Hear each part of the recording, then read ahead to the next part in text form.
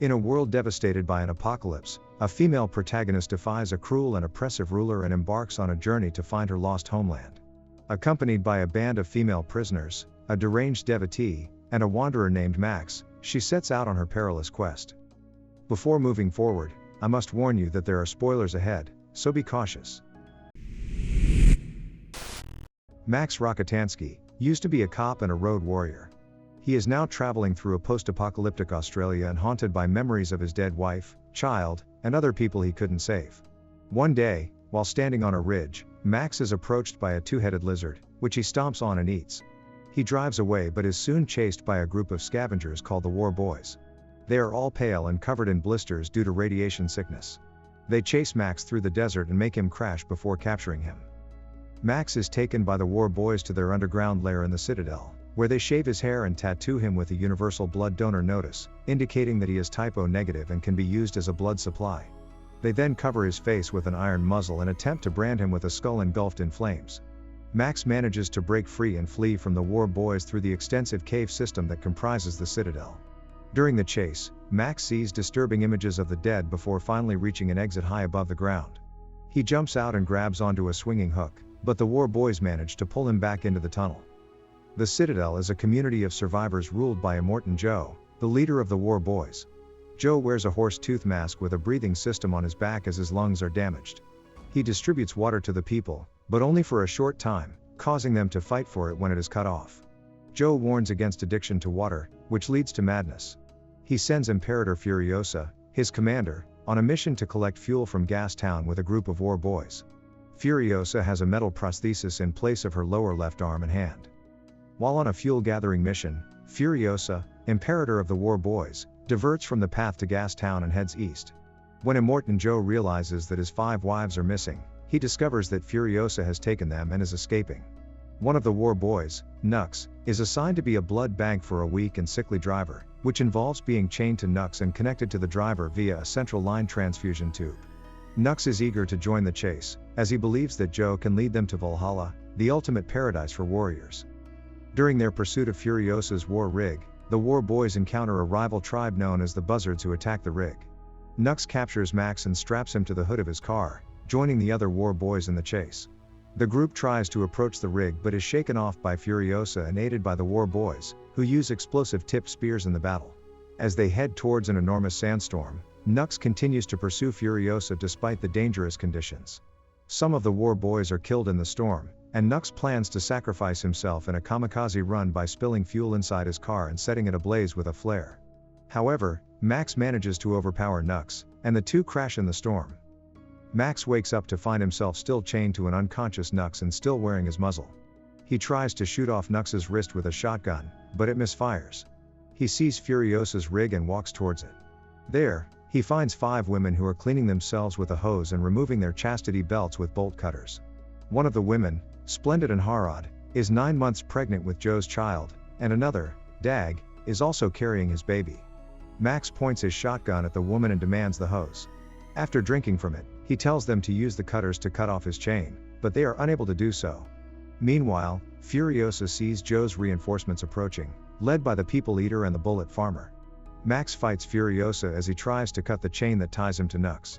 Nux wakes up and helps Max fight Furiosa, who is assisted by the other women. Nux cuts the chain and Max tries to take the rig, but it stalls because Furiosa installed a kill switch and only she knows how to start it again. Max lets her back on the rig but refuses to take the other women with them. However, Furiosa insists that they come along, as she is guiding them to a location called the Green Place.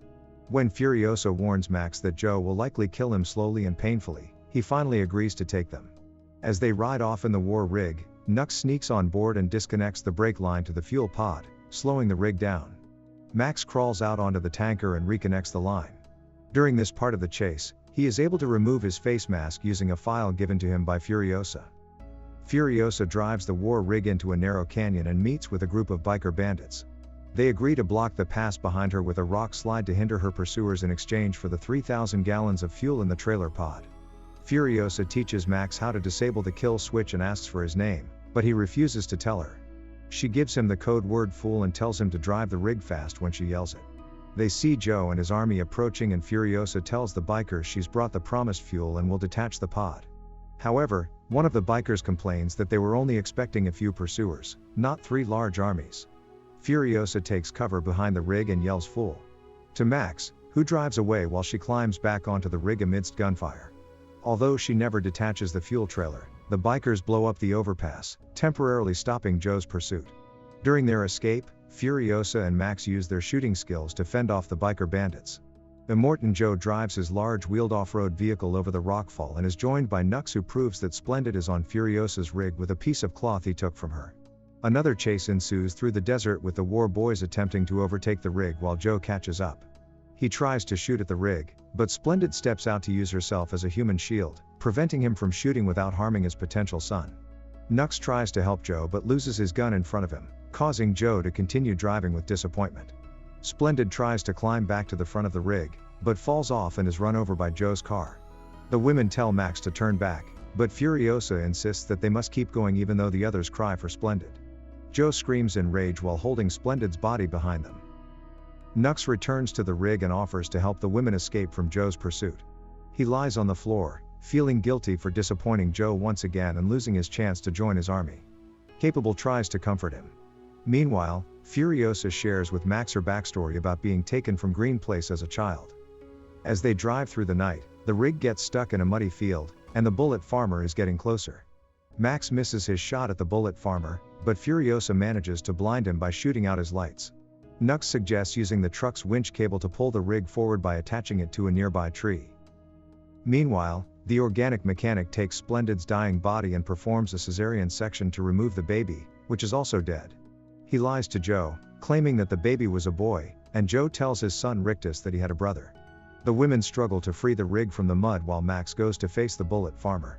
After some explosions in the distance, Max returns with the bullet farmer's blood on his face and weapons in hand. The next morning, the rig approaches a tower where a woman is crying for help. Max is skeptical, but Furiosa reveals her identity to the woman and her clan, the Vuvolini. They agree to help the women escape to a new home across the salt flats, but Furiosa is devastated to learn that the green place she was seeking no longer exists. Max decides to return to the Citadel with the women to take control of Joe's water and greenery and to trap Joe in the canyons. The group travels back towards the Citadel, but Joe spots them through his telescope and knows what they're planning. He gathers his army and chases after them. The Vuvolini assist in the fight, with the Valkyrie protecting her own people until she is run over. Max and Furiosa eliminate some of the war boys, and Max uses Joe as a shield to get him to kill the People Eater. However, Keeper of the Seeds is killed when one of the war boys slices her neck.